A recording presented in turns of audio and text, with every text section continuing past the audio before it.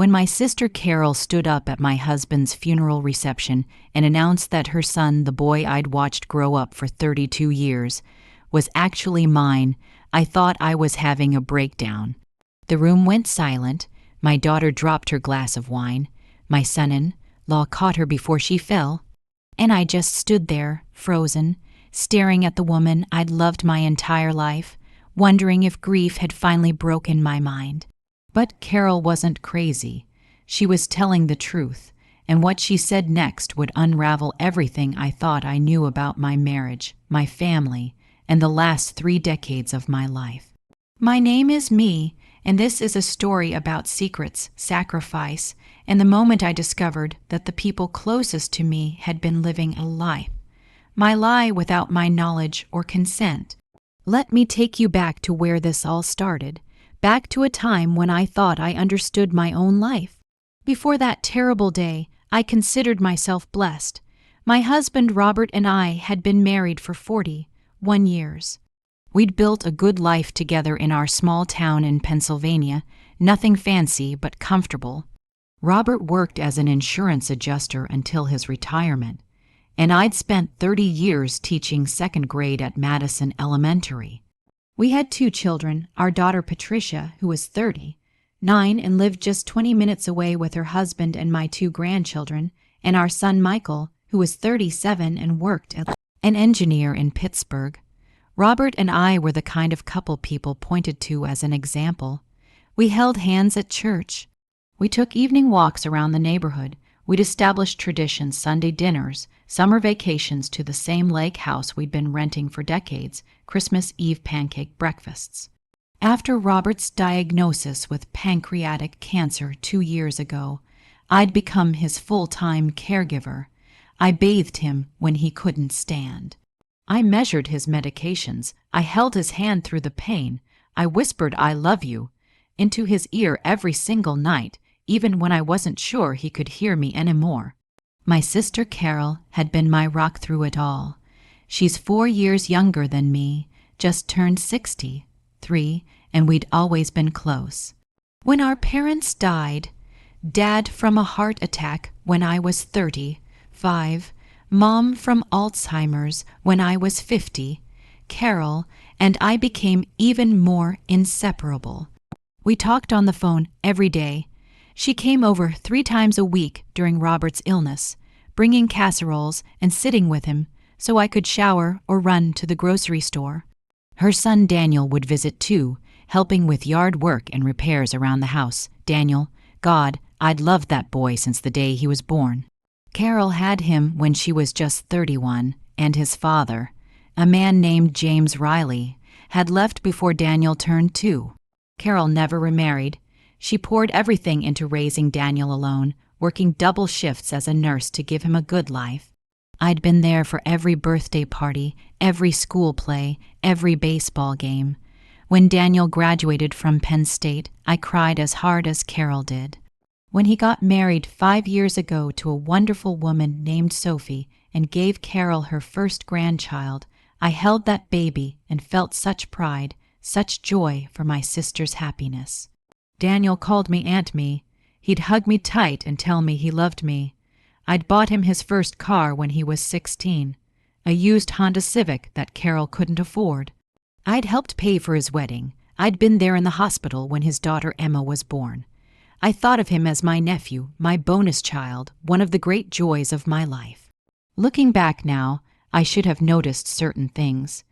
The way Carol sometimes looked at me with an expression I couldn't quite read. Sadness, guilt, pity. The way Daniel had Robert's exact same laugh, that deep rumbling sound that started in the chest. The way my husband would sometimes watch Daniel with an intensity that seemed almost paternal, but I didn't notice. Or maybe I didn't want to notice. Sometimes our minds protect us from truths we're not ready to face. Robert died on a Tuesday morning in October. It was peaceful, if such a thing can be said about death.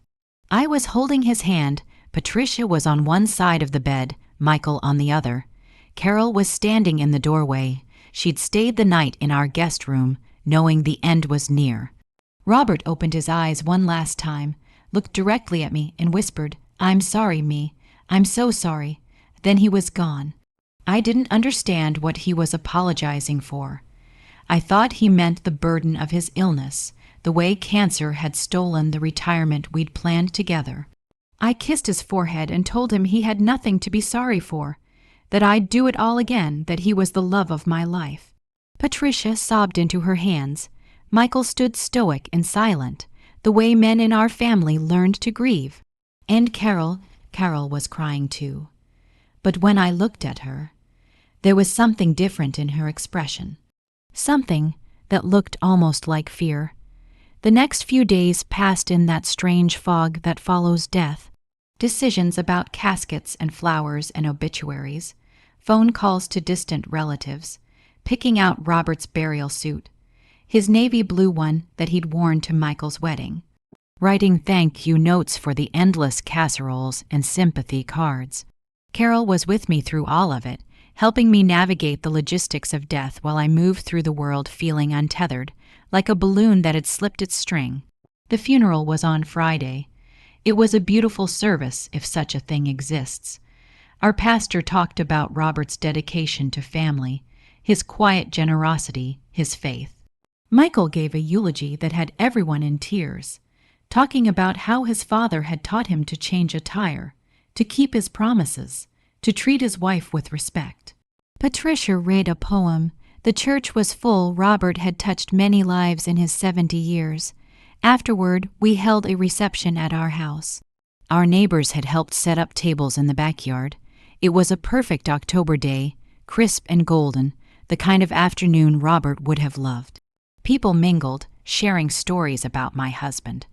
I moved through the crowd in a daze, accepting condolences, hearing he was a good man. So many times the words lost all meaning. It was exactly 3:47 p.m. when everything changed. I remember looking at the antique clock in our living room, the one Robert and I had bought at an estate sale during our honeymoon, and thinking I needed to start cleaning up soon, that people would be leaving within the hour. That's when Carol touched my elbow. "Me," she said quietly, "can we talk somewhere private?" Her face was pale, almost gray. Her hands were shaking. For a moment, I thought she might be ill. Of course, I said, "Let's go to the study." Robert's study was at the back of the house, a small room lined with bookshelves where he'd spent countless evenings reading financial newspapers and doing crossword puzzles.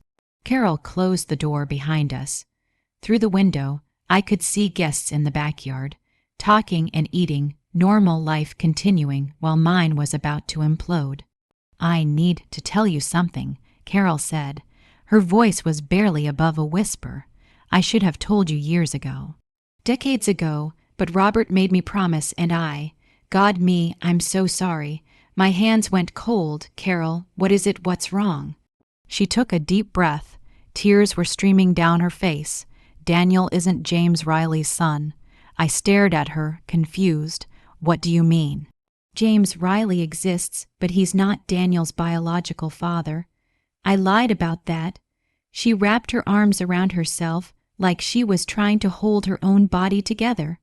"Daniel's father is Robert." The words didn't make sense. I heard them, but they seemed to be in the wrong order, like a sentence that had been scrambled. "That's not funny, Carol. I'm not joking." Her voice cracked. "Robert and we had an affair. It was 33 years ago. You and Robert were having problems. You'd had 2 miscarriages after Patricia, and the doctor said you probably couldn't have more children. You were devastated." Robert felt helpless. "I was going through a divorce. We were both so lost, and one night we just... It happened multiple times over about 3 months, and I got pregnant. I felt like the floor was tilting beneath me. No, that's not possible. You were with James Riley, you told me." I lied. She was sobbing now. I made up most of the story about James. There was a man I'd gone on a few dates with, and I used his name, created a whole narrative about him being Daniel's father and abandoning us, but it wasn't true. Robert is Daniel's biological father. Your husband fathered my son. My breath was coming in short gasps. I couldn't get enough air. You're lying. Why would you lie about this? Today of all days. Because Robert made me promise that if anything happened to him, I had to tell you. He said you deserved to know the truth, that he couldn't die with this secret. Carol reached for my hand, but I yanked it away. Me, please, don't touch me. My voice sounded strange, distant, like it was coming from someone else's body. You're telling me that you and Robert, that Daniel is, your husband's son. Yes, Carol wiped her face with trembling hands. Robert wanted to tell you years ago, but I begged him not to. I was terrified of losing you, of destroying our family. He agreed to keep the secret on condition that he could be part of Daniel's life. That's why he was always so involved, why he helped financially, why he was at every milestone, not as an uncle-in-law, but as a father. I thought of all those years, Robert teaching Daniel to ride a bike, Robert attending Daniel's baseball games, cheering louder than anyone else, Robert crying at Daniel's wedding. I'd thought it was because Robert was kind because he loved his sister-in-law's son, but it wasn't kindness, it was biology, it was fatherhood, it was betrayal. Does Daniel know? I asked. Carol nodded. Robert told him when he turned 21. Daniel was angry at first, but eventually he understood. He's known for 11 years, me. He's been calling you Aunt Me while knowing you're actually God. I don't even know what you are to him, his aunt and his stepmother. This is such a mess. The room started spinning. I sat down in Robert's leather chair, the one that still smelled like his cologne. Everyone knew but me, my husband, my sister, my nephew. My stepson, everyone knew this enormous truth about my own life, and I was kept in the dark. Robert wanted to protect you, protect me. My voice rose, sharp with rage I didn't know I could feel. He betrayed me with my own sister and then made me live a lie for 33 years. He let me love that boy as a nephew when he was my husband's child. He watched me struggle with infertility, with the grief of not being able to give him more children, and the whole time he had another son. Carol was backing toward the door. Me, I know you're angry. Get out. I stood up, my whole body shaking. Get out of my house. Get out of my sight. Me, please, we need to talk about this. There's nothing to talk about. You destroyed my marriage. You destroyed my trust. You lied to me every single day for 33 years. You watched me treat Daniel like a nephew when he was my husband's son. You let me believe my sister loved me when you were sleeping with my husband. I was screaming now, and I didn't care who heard. Get out. Carol fled. I heard the study door slam, heard her footsteps running through the house, heard the front door close. Through the window, I could see guests turning, confused, wondering what the commotion was about. Patricia appeared in the doorway of the study. Mom, what happened? Why is Aunt Carol crying? I looked at my daughter, my only child, I'd thought, and realized I had to tell her that her father had another family, that her cousin Daniel was actually her half-brother, that everything she knew about our family was built on lies. But what I didn't know yet, what I couldn't possibly have imagined, was that this revelation was just the beginning.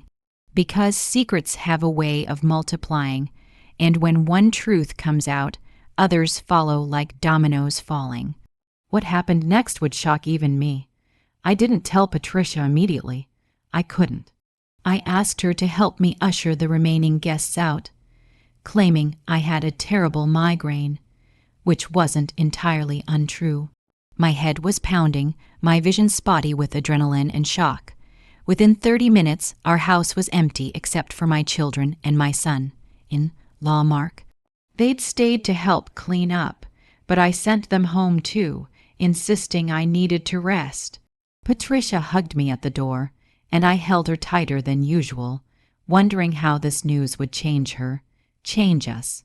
After they left, I locked the door and stood in the center of my living room, the room where Robert and I had celebrated Christmases and birthdays, where we'd hosted dinner parties and watched grandchildren play, and I let myself break.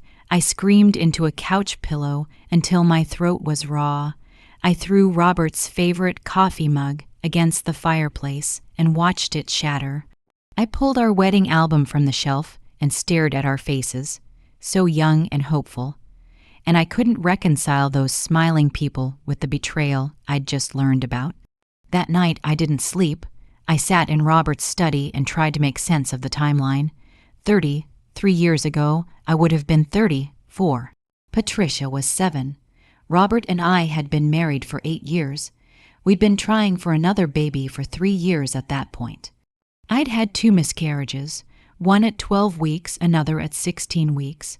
The doctor had said something about my uterine lining, about scarring, about how another pregnancy might not be viable. I'd been devastated. Robert had held me while I cried, told me that Patricia was enough, that we were blessed to have her. And then, while I was grieving the children I couldn't have, he was making a baby with my sister. I remembered that time period now with new eyes. Robert had been distant, working late frequently. I'd attributed it to stress at his job. Carol had been around a lot, helping me through my depression over the miscarriages. The 3 of us had spent many evenings together, dinner, movies, conversation. Had they looked at each other in ways I didn't notice? Had they touched when I wasn't watching? Had they laughed at how oblivious I was? And then Carol had announced her pregnancy. I'd been so happy for her, even though I was dying inside with envy. She was going to have the baby I couldn't have.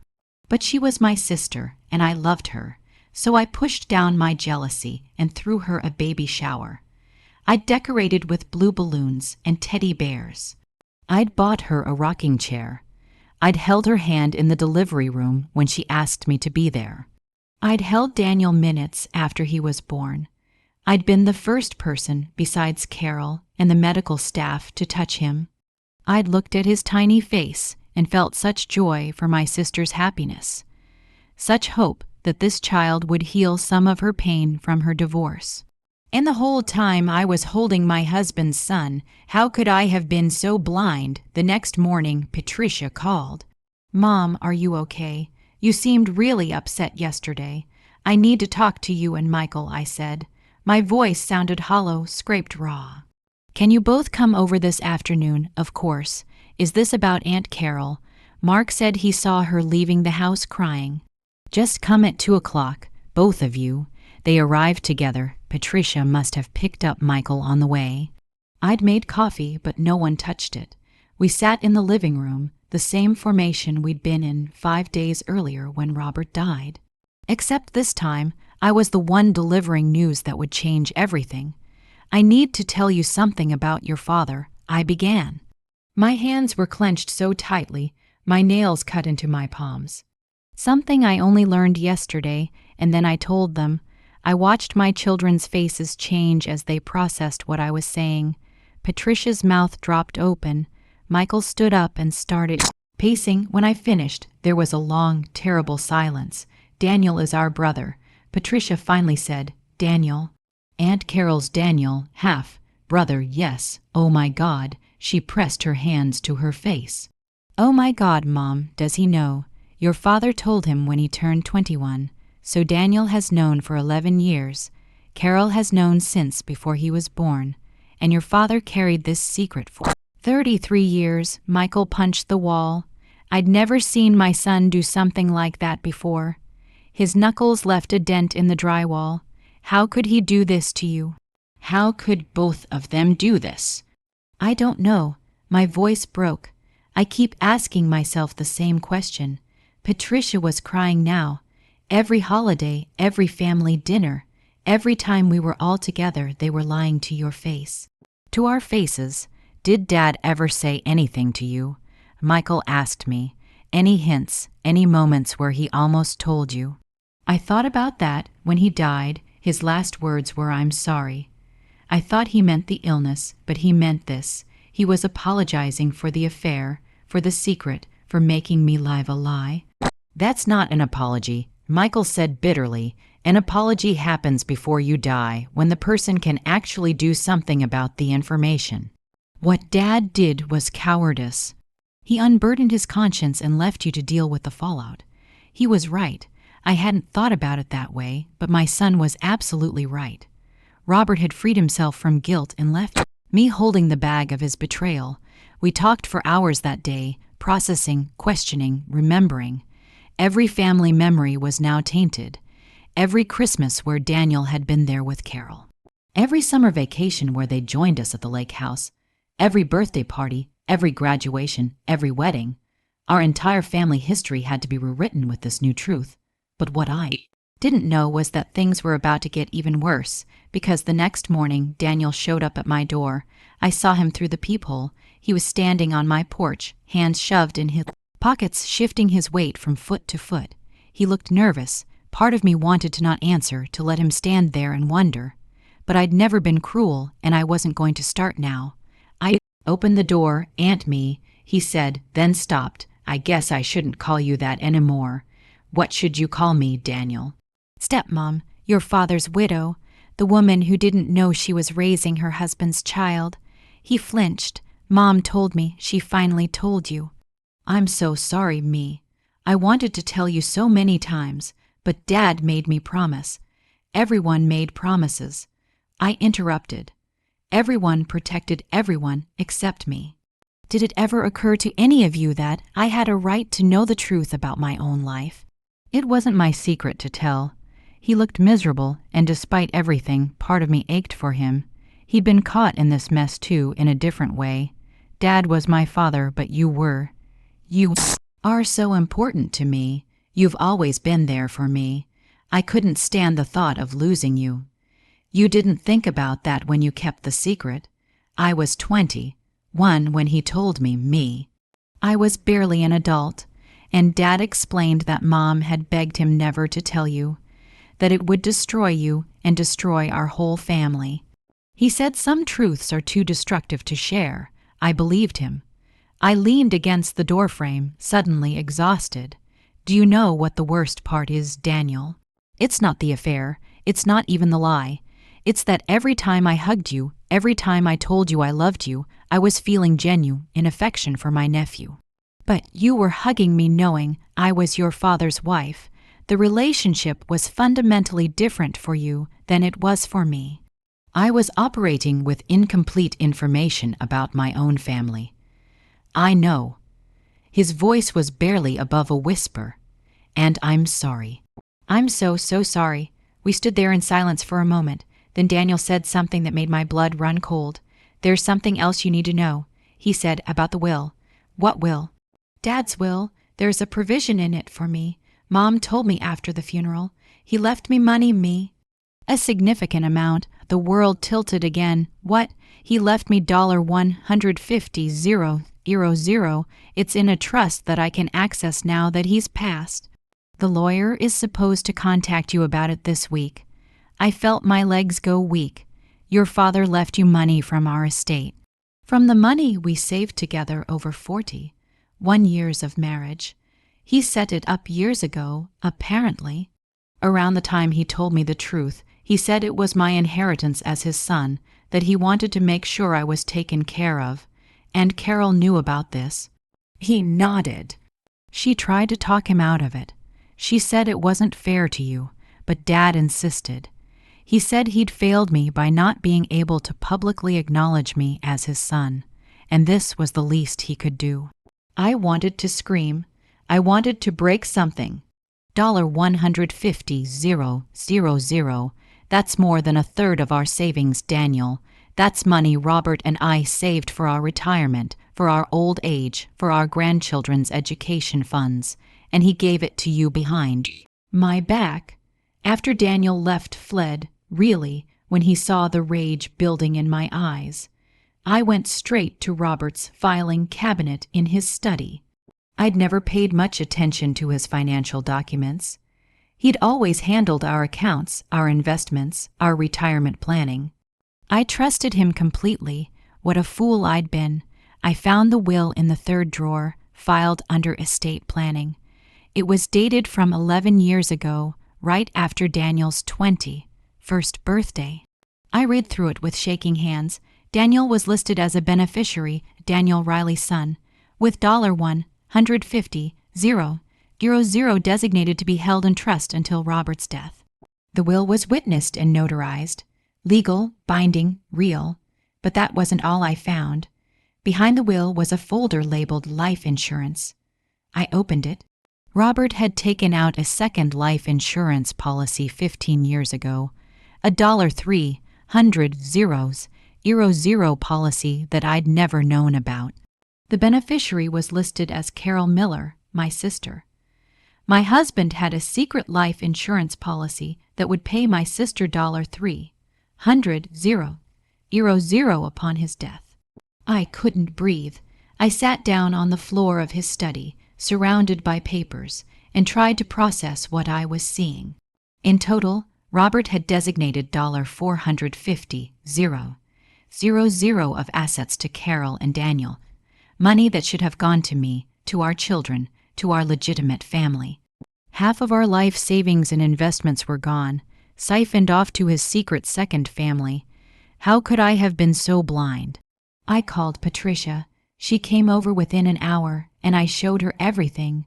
We sat on the floor of Robert's study, my daughter and I, and we did math. Robert's estate, after the bequests to Daniel and Carol, was worth about $380,000. The house was paid off and worth about $450,000. So my total inheritance from 41 years of marriage was essentially the house and whatever was left over after his secret family got their share. "This is theft," Patricia said. Her face was flushed with anger. "He stole from you, from us. That was marital property, Mom. He had no right to give it away without your knowledge. But he did, and it's legal. The will is valid. Can we contest it?" "I don't know. I need to call a lawyer." That's when I noticed something else. In the life insurance folder was a series of payment records. The policy had cost $250 per month. For 15 years, Robert had been paying $250 per month for a secret life insurance policy for Carol. I did the quick math. That was $45,000 in premiums over 15 years, paid out of our joint accounts, money I'd thought was going toward our retirement. I felt sick. I ran to the bathroom and vomited. Patricia held my hair back, rubbing my back, crying with me. How did I not notice? I gasped between heaves. How did I not see $250 a month disappearing from our accounts? Because you trusted him, Mom. Because you believed your husband when he said he was taking care of your finances. You're not stupid. You were betrayed. But I felt stupid. I felt like the most foolish woman in the world. Over the next few days, I dug deeper. I went through every bank statement, every investment account, every credit card bill from the past 15 years. And I found a pattern: regular payments to Dr. Trust, Daniel Riley's trust. I realized small amounts, usually $200 or $300 per month, adding up to tens of thousands of dollars over the years. Payments I'd never noticed because Robert had handled all our finances, and I'd been busy teaching and raising our children and living my life. I also found evidence of gifts, purchases from jewelry stores that I'd never received, purchases from high-end restaurants on dates when Robert had told me he was working late or meeting clients. Credit card charges from hotels in nearby cities on weekends when he'd said he was attending insurance conferences. The affair hadn't been a brief 33-year-old mistake. It had continued on and off for years. Maybe their entire lives, maybe the whole time Robert and I were married, he'd been going back to Carol, sleeping with her, giving her money, treating her like a second wife. That's when I noticed something that changed everything. In the back of Robert's desk drawer, hidden under a stack of old tax returns, I found a small leather journal. It was Robert's handwriting, a diary. I opened it with trembling hands. The entries started 34 years ago, around the time Carol had gotten pregnant with Daniel. I read page after page of my husband's private thoughts, his confessions, his justifications for what he'd done. March 15, 1991. I can't stop thinking about Carol. What we did was wrong, but it felt right in the moment. Me is so sad all the time, so focused on the babies she can't have. She barely looks at me anymore.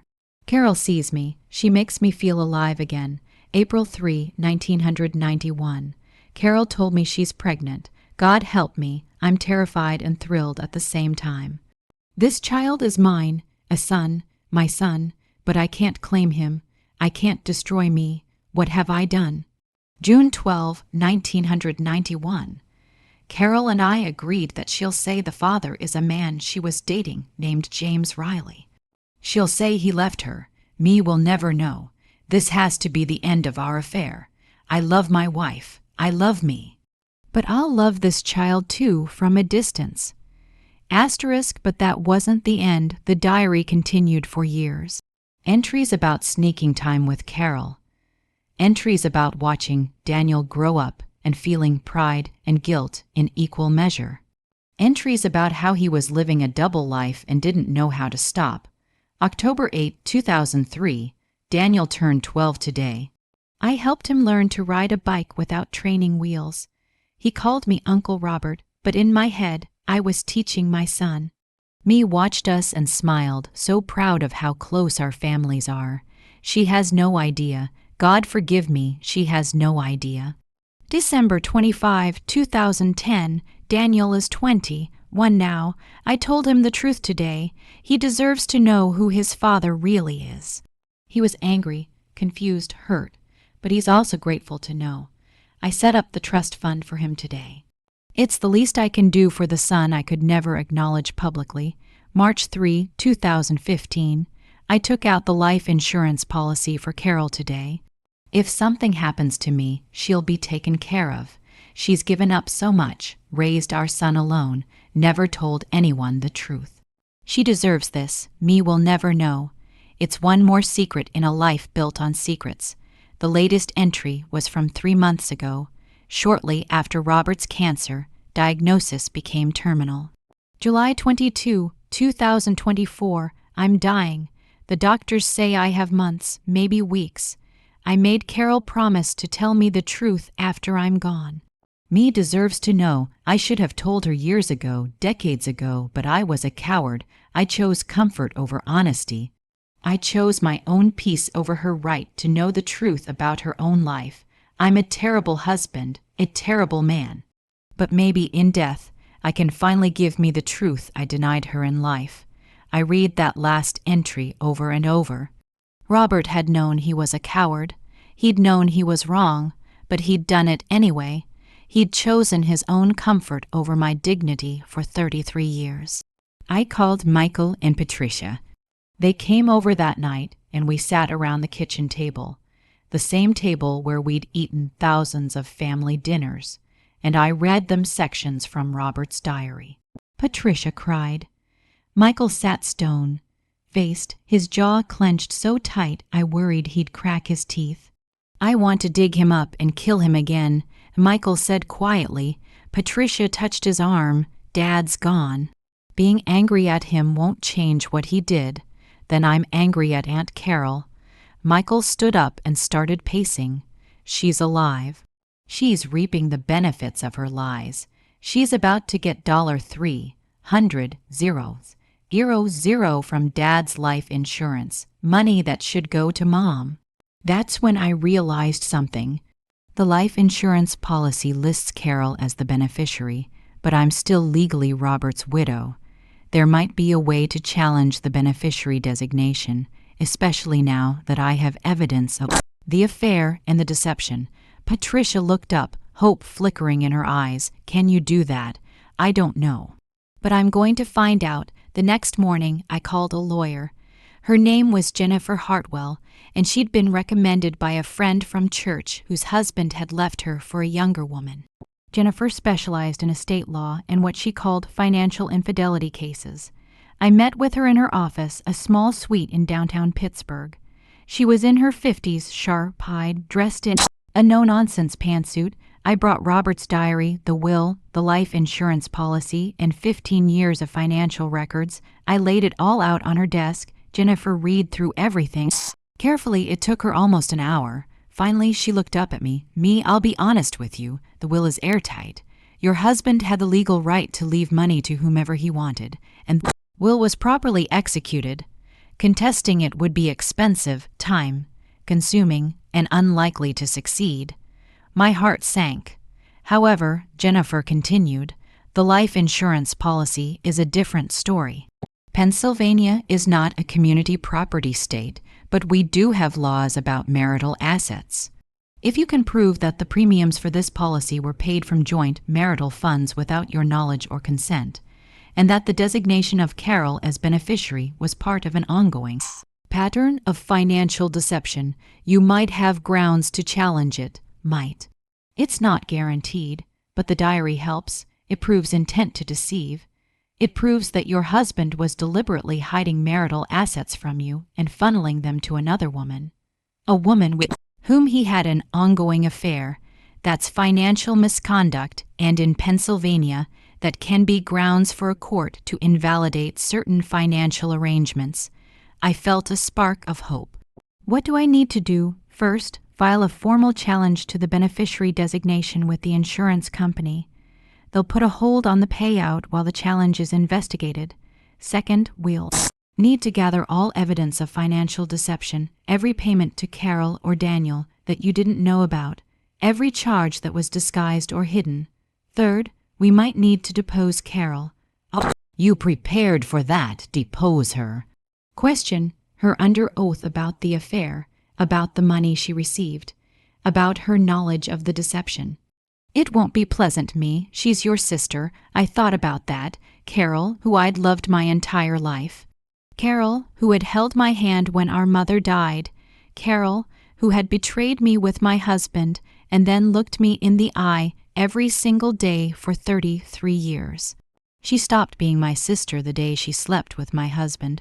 I said firmly, do whatever you need to do. Jennifer smiled. A small, fierce smile. I think we're going to work well together. Over the next 2 weeks, I became a woman on a mission. Jennifer filed the formal challenge to the life insurance policy. The insurance company sent Carol a letter informing her that the payout was being delayed pending investigation. Carol called me immediately. Me, what are you doing? Her voice was panicked. The insurance company says you're challenging the policy.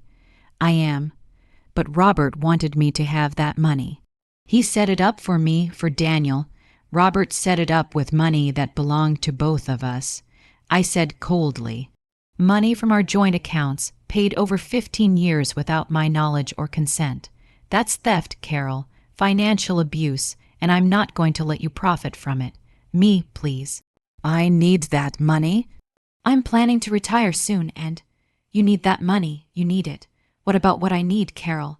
What about the 41 years I spent building a life with a man who was lying to me?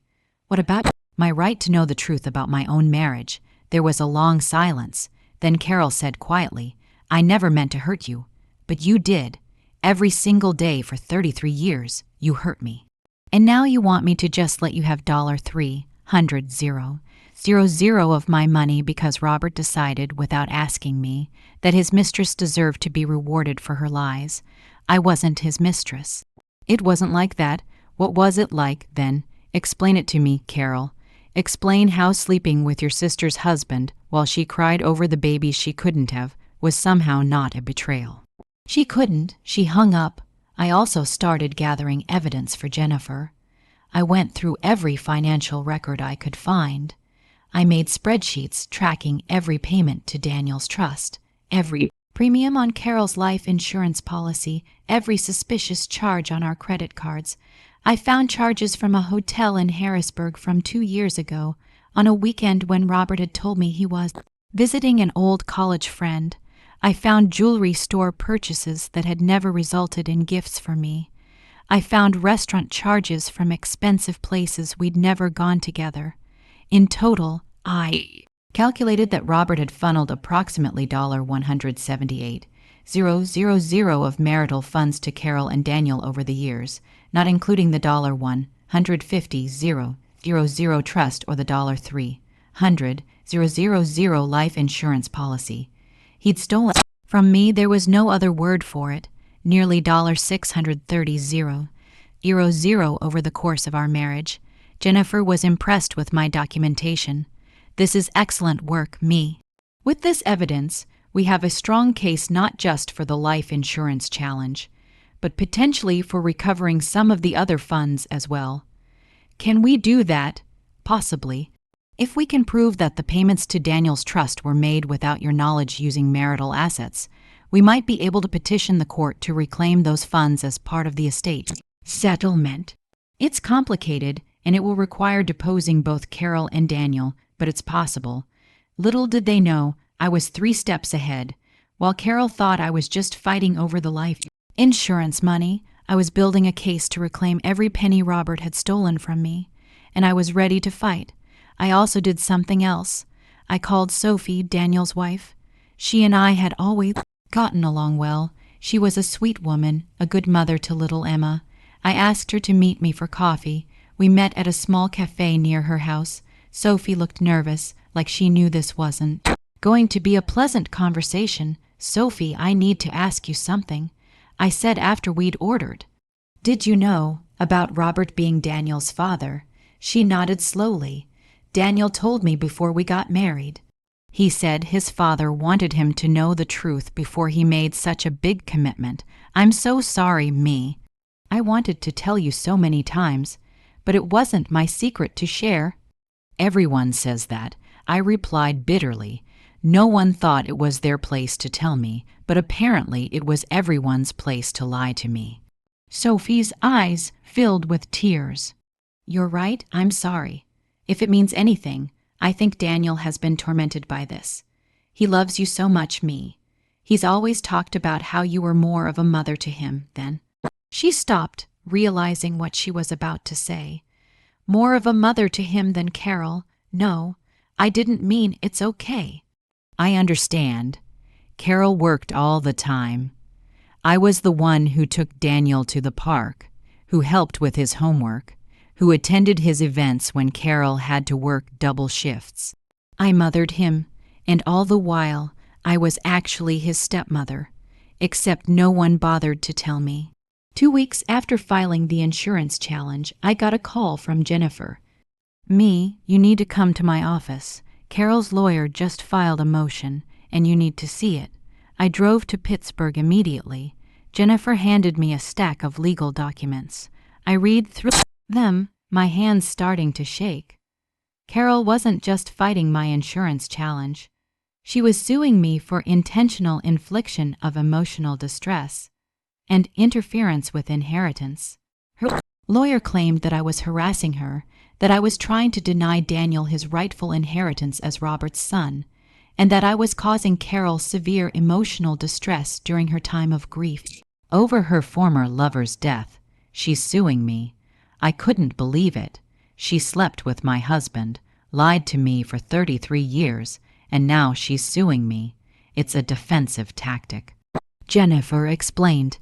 She's trying to intimidate you into dropping the insurance challenge. Her lawyer is arguing that Robert clearly intended for Carol to have that money, and that you're just being vindictive. Vindictive? I'm trying to protect what's legally mine. I know, and the judge will know too. This is a frivolous suit, me, but it means this is going to get uglier before it gets better. Are you prepared for that? I thought about everything that had been taken from me, my trust, my dignity, my understanding of my own life, my financial security, and now Carol thought she could intimidate me into silence with a lawsuit. I'm prepared, I said. Let's fight. The next few weeks were a legal nightmare. Depositions were scheduled. Carol and I would have to sit across from each other in a lawyer's office and answer questions under oath. Daniel would have to testify about what Robert had told him. Sophie might be called as a witness. My own children would have to give statements. The whole terrible truth would be laid bare in a legal proceeding documented in court records available for anyone to see. Our family's shame would become public record, but I didn't care anymore. I was done protecting everyone else's comfort at the expense of my own dignity. The meeting was scheduled for October 30th, exactly 1 month after Robert's death. The depositions would take place in Jennifer's office conference room. Carol, Daniel, Patricia, Michael, and I would all be there, along with lawyers and a court stenographer. The truth would finally be spoken aloud, officially, legally. 3 days before the meeting, Carol called me. One last time. Me, please, she begged. Can we settle this privately? Drop the insurance challenge, let Daniel have his inheritance, and we can all move on with our lives. I'll agree to never contact you again. You'll never have to see me. We can both just walk away. Walk away. I laughed, a harsh, bitter sound. You want me to walk away from $300,000 and my own dignity so that you can retire comfortably on money my husband stole from me. It wasn't stealing. He wanted me to have it. He didn't ask me, Carol. And that's the point. This was marital property. He didn't have the right to give it away without my consent, no matter how much he wanted you to have it. He betrayed me. You betrayed me. And now you want me to quietly accept that betrayal so you don't have to face the consequences of what you did. I've already faced the consequences, she said quietly. I lost 33 years of a relationship with my sister. I watched the man I loved marry someone else and could never claim him publicly. I raised his son alone and watched him play Uncle Wen. He was a father. I paid too, me. Those were your choices, Carol, every single one of them. You chose to sleep with my husband. You chose to get pregnant. You chose to lie. You chose to keep lying year after year, even when you could have told me the truth. Those consequences are on you. What was done to me, that was your choice too, and I'm not going to let you profit from it. She was crying. I never wanted it to be like this. Then you shouldn't have slept with my husband. I hung up. My hands were shaking, but I felt strong, resolute. For the first time since Robert's death, I felt like I had some control over my own life. 2 days before the deposition, something unexpected happened. Daniel came to my house again, but this time he wasn't alone. Sophie was with him, and she was carrying Emma, their 3-year-old daughter. Me, Daniel said. Can we please talk, just for a few minutes? Against my better judgment, I let them in. We sat in the living room. Emma toddled over to me, and instinctively I picked her up. She snuggled against me, and I felt my heart crack a little. This innocent child, my granddaughter, no, my step-granddaughter, had nothing to do with any of this. I'm dropping my claim to the trust money, Daniel said quietly. I stared at him. What, the $150,000? I'm relinquishing my claim. I talked to my lawyer, and he says I can sign paperwork declining the inheritance. It'll go back into Dad's general estate, which means it'll come to you. I didn't know what to say. Why? Because Sophie helped me see that what Dad did was wrong. What Mom did was wrong, and me accepting that money would be wrong too. He looked at his wife, who nodded encouragingly. That money was earned during your marriage to Dad. You worked for it too, with 41 years of partnership and love. It's not mine. It was never really mine. Dad didn't have the right to give it to me. I felt tears prickling my eyes. Daniel, I can't undo what happened, he continued. I can't change the fact that I was born from their affair, or that I knew the truth and kept it from you. But I can do this. I can give back what was taken. Sophie spoke up. Daniel and I have talked a lot about this. We have good jobs. We have a house. We're doing fine financially. We don't need inheritance money, especially not money that was basically stolen from you. It's not right, me. It was never right. I looked at this young couple, barely in their 30s, giving up $150,000 on principal. I looked at their daughter in my lap, innocent and sweet, and I felt something shift inside me, not forgiveness, exactly, but something softer than the rage I'd been carrying. Thank you, I whispered. You have no idea what this means to me. Mom isn't going to like it. Daniel said. She's going to say I'm being disloyal, that I'm betraying Dad's wishes. Your father's wishes don't matter anymore. I said firmly, what matters is what's right. And you're doing the right thing. After they left, I called Jennifer and told her about Daniel's decision. She was thrilled. This changes everything, me. With Daniel voluntarily relinquishing his claim, we can argue that even Robert's own son recognizes that the financial arrangements were inappropriate. It strengthens our case for the insurance money significantly. Everything was about to change, and Carol had no idea it was coming. The day before the deposition, I did something I hadn't done in weeks. I went through old photo albums. I looked at pictures of Carol and me as children, teenagers, young women. I looked at photos from my wedding day. Carol had been my maid of honor. I looked at pictures from Daniel's birth, his childhood, his life. In every photo, we were all smiling. We looked like a happy family, but it had all been a lie. Carol had been smiling at me while sleeping with my husband. Robert had been smiling at me while planning a secret future for his second family. Daniel had been smiling at me while knowing I was ignorant of the truth about my own life. How many of those smiles were real? How many moments of love and laughter were genuine? And how many were performances? I'd never know, and that, I realized, was perhaps the cruelest part of all. The betrayal didn't just poison the present and future. It poisoned the past too. Every memory was now contaminated with doubt. But I couldn't change what had happened. I could only decide what happened next, and what happened next was justice. I laid out my clothes for the deposition, a navy blue suit, professional and dignified. I prepared my notes. I reviewed the evidence with Jennifer one more time, and I steeled myself for what was coming. Tomorrow, Carol would sit across from me and be forced to answer for what she'd done. Tomorrow, the truth would be spoken aloud in a legal setting, documented and undeniable. Tomorrow, I would begin taking back what was mine. I didn't sleep that night.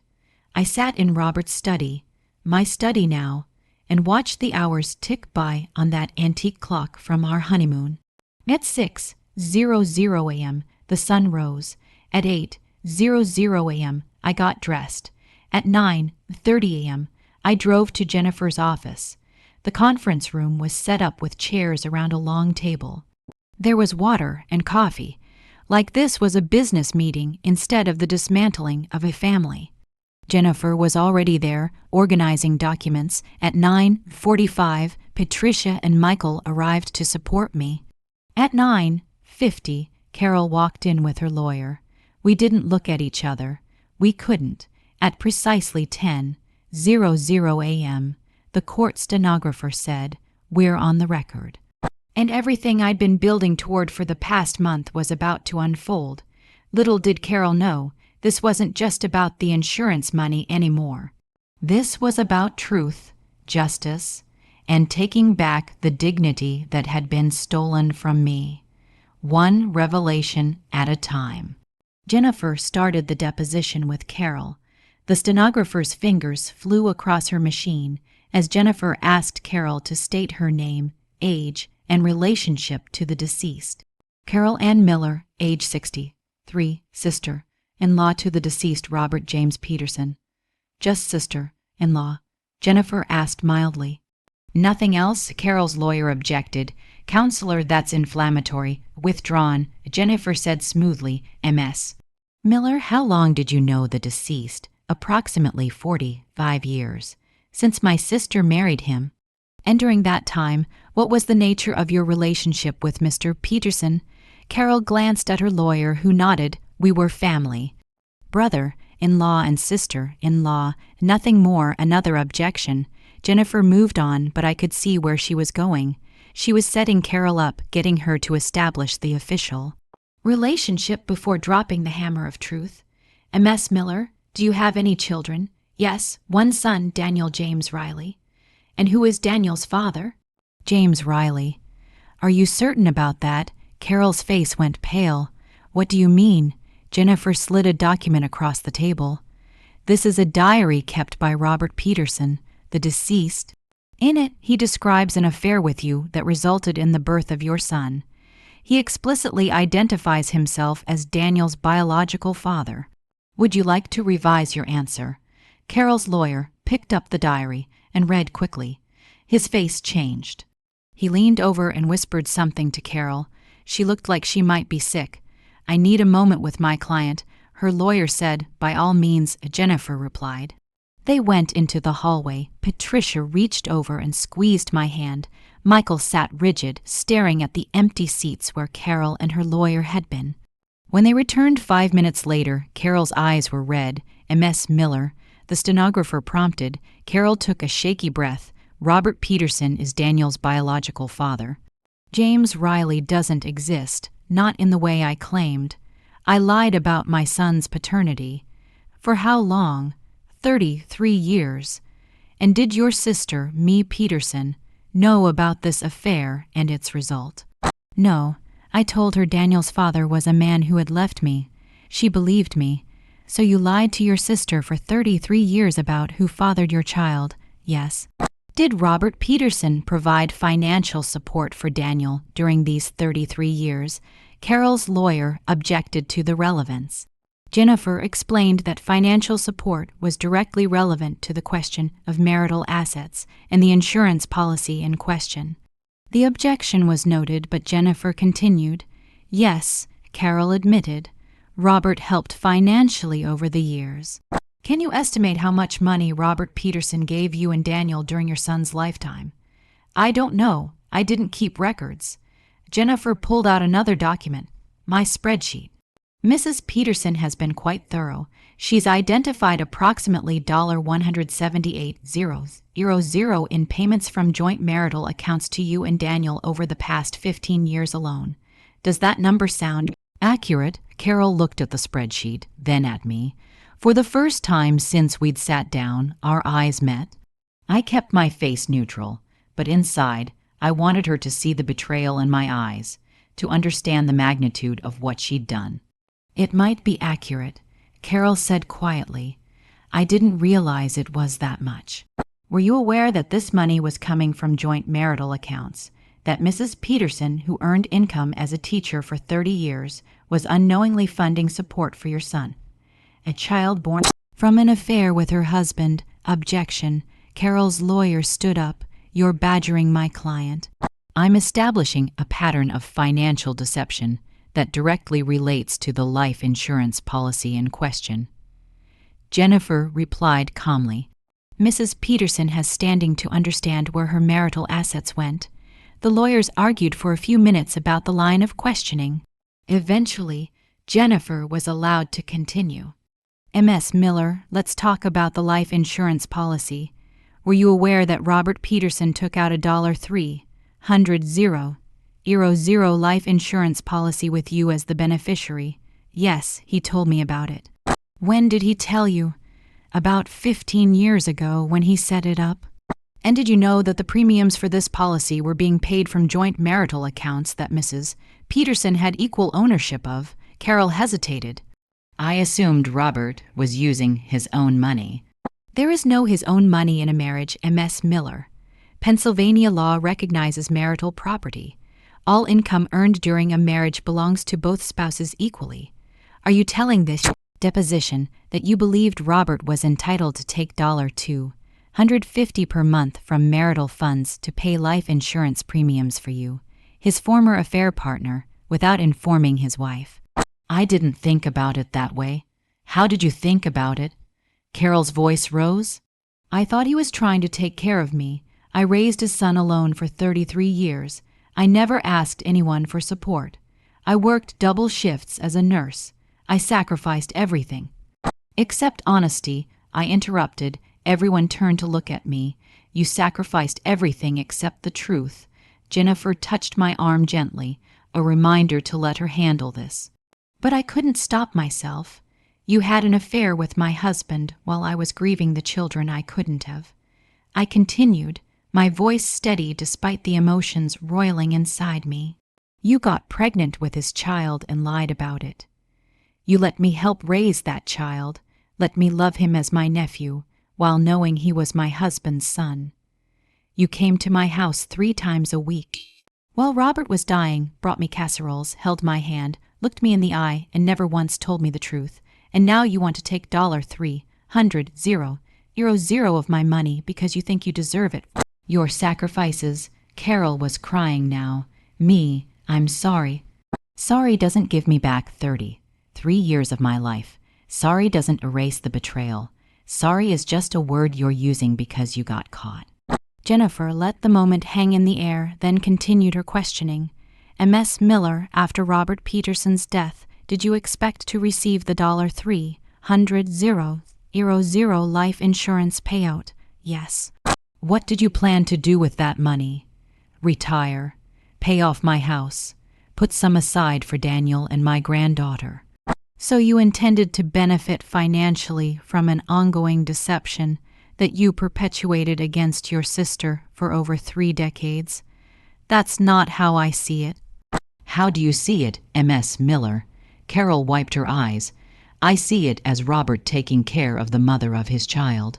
He couldn't acknowledge Daniel publicly. He couldn't be a father to him in the normal way. The money was his way of making that up to us. Did it occur to you that the money wasn't his to give? Jennifer's voice was sharp now. That half of those marital assets belonged to me, Peterson, the woman you betrayed? Yai. I didn't think about it that way. Clearly, the deposition continued for another hour. Jennifer went through every payment, every gift, every secret expenditure. She established a clear pattern. Robert had been systematically diverting marital assets to Carol and Daniel for over 15 years, all without my knowledge or consent. Carol's lawyer tried to argue that these were gifts, that Robert had the right to spend his money as he saw fit. But Jennifer countered with Pennsylvania case law showing that significant expenditures of marital funds on an affair partner could be considered financial misconduct. When it was Daniel's turn, he came in looking pale and miserable. Jennifer was gentler with him. He was, after all, an innocent product of his parents' choices, but she still needed him to establish certain facts. Mr. Riley, when did you learn that Robert Peterson was your biological father? When I was 21, he told me on my birthday.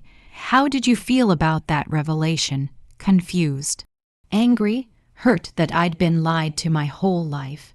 Did you confront your mother about the lie? Yes.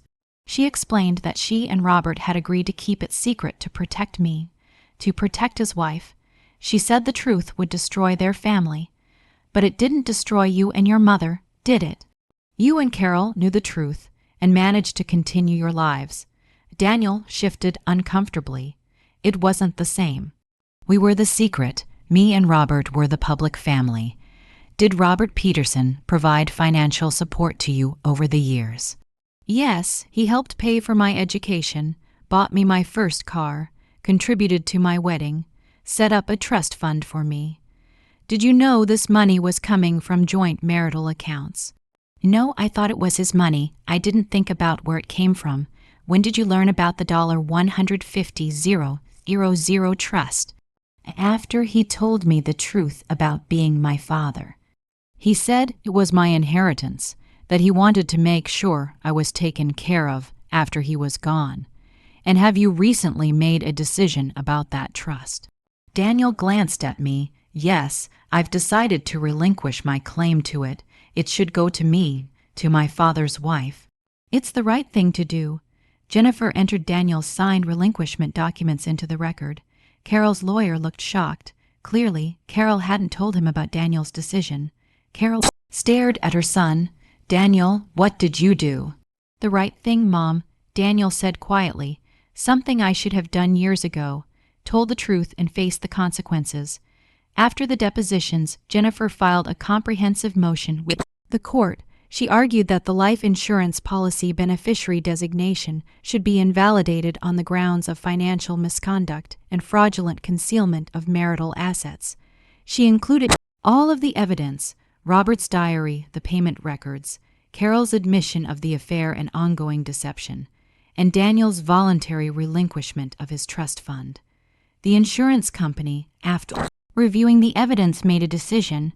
Rather than fight the claim in court, which would be expensive and uncertain, they offered a settlement. They would split the $300,000 policy payout, $150,000 to me, $150,000 to Carol. Carol's lawyer recommended she take the settlement. Fighting in court might result in her getting nothing, he explained. At least this way she'd get half. Jennifer recommended I take it too. You'll spend at least $50,000 in legal fees if this goes to trial, me, and there's no guarantee you'll win. The judge might rule that Robert had the right to designate whoever he wanted as beneficiary, regardless of the deception. This settlement gets you $150,000 plus the $150,000 from Daniel's trust. That's $300,000 back in your pocket. I thought about it for exactly 2 seconds. I'll take it. The settlement was finalized 3 weeks later. I received a check for $300,000, which nearly made up for what Robert had stolen from me over the years. Not entirely, there was still about $178,000 in payments to Carol and Daniel that I'd never recover. But it was something. It was justice, or at close to it as I was likely to get. Daniel kept his word. The $150,000 trust reverted to Robert's estate, which meant it came to me. Combined with the insurance settlement, I'd recovered $450,000 of the assets that should have been mine all along. Carol got her $150,000. I heard through mutual acquaintances that she did retire, but not as comfortably as she'd planned. She sold her house and moved to a smaller condo. She didn't have enough to help Daniel financially anymore, but she had something. More than she deserved, in my opinion. I didn't see Carol again after the deposition. We didn't speak. Patricia saw her once at the grocery store and said Carol looked like she'd aged 10 years. Michael refused to acknowledge her existence. She's dead to me, he said, and I didn't correct him. The hardest part was Daniel. He'd done the right thing in the end, relinquishing the money and testifying truthfully. But I couldn't look at him without seeing Robert's face, without remembering the betrayal. Sophie brought Emma to visit me a few times. I tried to be warm, to be loving, for the little girl's sake, but it hurt. Everything hurt. Patricia and Michael were struggling, too. They'd lost their father and gained a half-brother in the same month. They'd learned that their family history was built on lies. Patricia went to therapy. Michael threw himself into work. We had quiet, strained Sunday dinners where no one mentioned Robert or Carol or the lawsuit or any of it. But slowly, over the months that followed, something shifted. We learned to be a family again. A smaller, more honest family. Patricia and I grew even closer. Michael learned to talk about his feelings instead of bottling them up. We created new traditions, new memories that weren't poisoned by lies. About 6 months after Robert's death, Daniel reached out to Patricia. They met for coffee. Eventually, Michael joined them. They were building a relationship as siblings, carefully. Tentatively, I was glad for them. They didn't choose this mess. They deserved to know each other. I didn't join those meetings, but I told my children I supported their relationship with Daniel. He was their brother, whether any of us had known it or not. Biology doesn't lie. Looking back now, a year later, I can see this experience changed me fundamentally. I'm not the same woman who stood in Robert's study that October afternoon and learned her entire life was built on lies. That woman died with her husband. The woman I am now is harder, wiser, less trusting, but also stronger. I learned that silence doesn't mean weakness. For 33 years, Robert and Carol kept their silence, and they thought that made them powerful.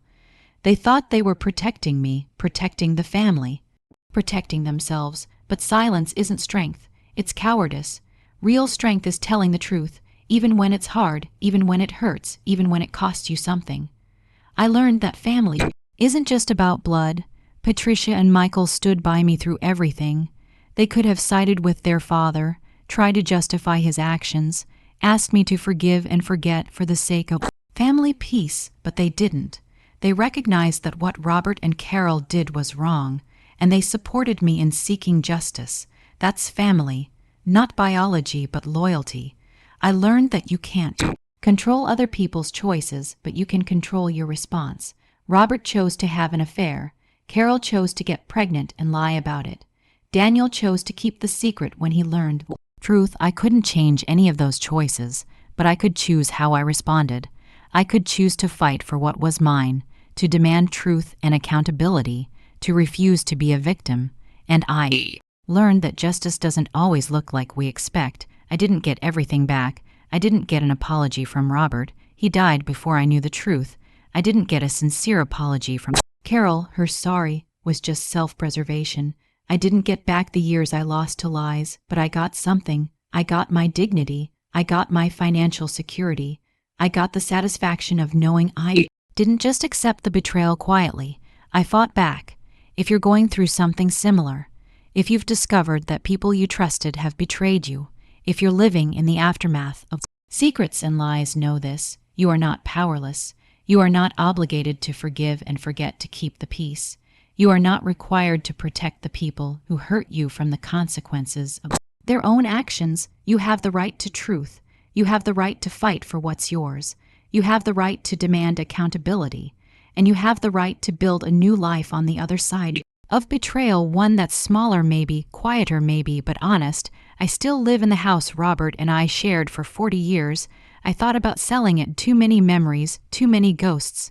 Then I realized this is my house. I earned it. I worked for it. I raised my children here. I'm not going to let Robert's betrayal drive me from my own home. I redecorated his study, took down his bookshelves, painted the walls a soft blue, turned it into my reading room. I sit there now in the evenings in a new chair I bought with my settlement money, and I read books about strong women who survived worse than I did. I reconnected with old friends, women I'd lost touch with over the years. We have lunch every week, and I tell them my story. Most of them are shocked. A few have stories of their own husbands who betrayed them, family members who lied, secrets that came out after funerals. We're a club of sorts, survivors of other people's choices. I even started dating. Nothing serious, just coffee with a nice man I met at church, a widower who lost his wife to cancer 3 years ago. We talk about honesty, about starting over, about building something new on the foundation of our separate losses. It's too soon to know where it will go, but it's nice to feel seen by someone who doesn't carry the weight of lies. My name is me, and this is my story. It's not the story I thought I'd have. I thought I'd grow old with Robert, surrounded by grandchildren, looking back on a life well lived together. Instead, I'm growing old alone, surrounded by the pieces of a broken family, looking back on a life that turned out to be partially fictional. But I'm okay. More than okay, actually. I'm free. Free from lies, from secrets, from the burden of living in ignorance. Truth hurt. God, did it hurt. But it also liberated me. Thank you for listening to my story. If this resonated with you, if you're facing your own betrayal or living with your own secrets, I'd love to hear about your experiences in the comments. Sometimes just knowing we're not alone makes all the difference. Remember, every story has a lesson, and yours might just be beginning.